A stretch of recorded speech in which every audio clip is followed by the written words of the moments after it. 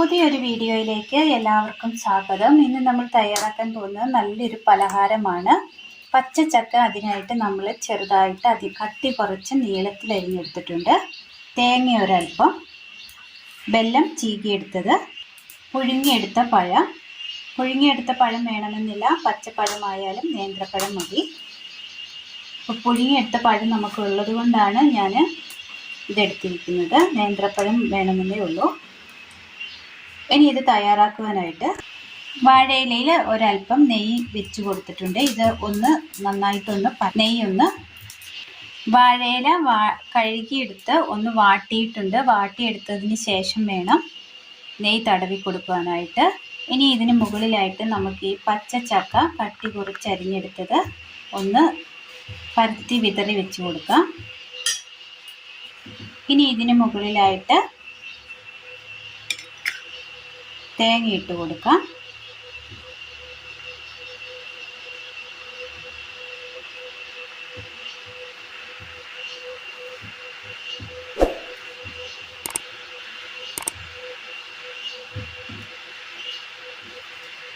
തേങ്ങ ഇട്ടതിന് ശേഷം നമുക്കിതിലേക്ക് കട്ട് ചെയ്ത് വെച്ചിരിക്കുന്ന വാഴപ്പഴം വെച്ച് കൊടുക്കാം. ഇതുപോലെ നമ്മൾ നിരത്തി വെച്ച് കൊടുത്തിട്ടുണ്ട്. ഇനി ഇതിന് മുകളിലായിട്ട് ഒരൽപ്പം തേങ്ങ കൂടി നമുക്ക് വിതറി കൊടുക്കാം.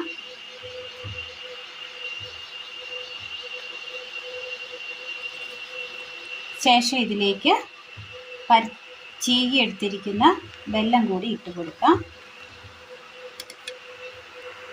ഇതുപോലെ നമ്മൾ ചെയ്തെടുത്തിട്ടുണ്ട്. ഇനി ഇതൊന്ന് ഇല കവർ ചെയ്ത്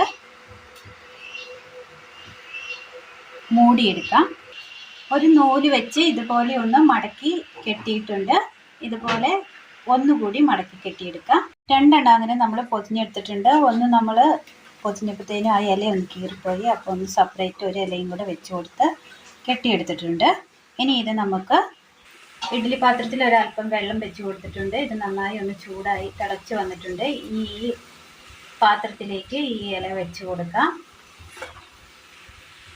ഇനി ഇത് നന്നായി ഒന്ന് ആവി കയറ്റിയെടുക്കാം. നന്നായി ഒന്ന് വെന്ത് വന്നിട്ടുണ്ട്. ഇതെടുത്ത് നോക്കാം. കുറച്ചൊന്ന് ചൂടാറട്ടെ. ഒരു പൊതിയുടെ നൂല് നമ്മൾ മാറ്റിയിട്ടുണ്ട്.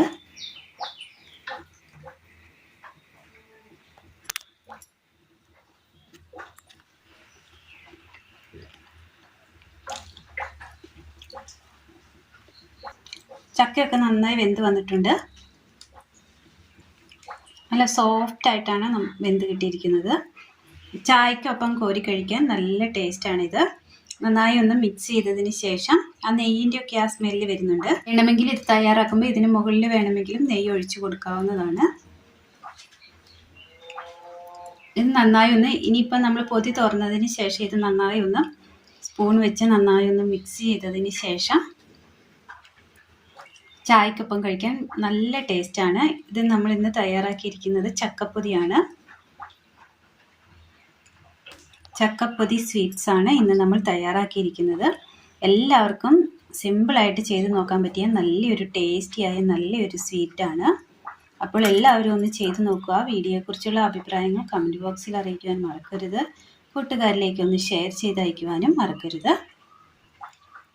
അപ്പോൾ ഇന്നത്തെ വീഡിയോ എല്ലാവർക്കും ഇഷ്ടമായി എന്ന് വിചാരിക്കുന്നു. ഇഷ്ടമായാൽ ലൈക്ക് ചെയ്യാനും ഷെയർ ചെയ്യാനും സബ്സ്ക്രൈബ് ചെയ്യാനും മറക്കരുത്. താങ്ക്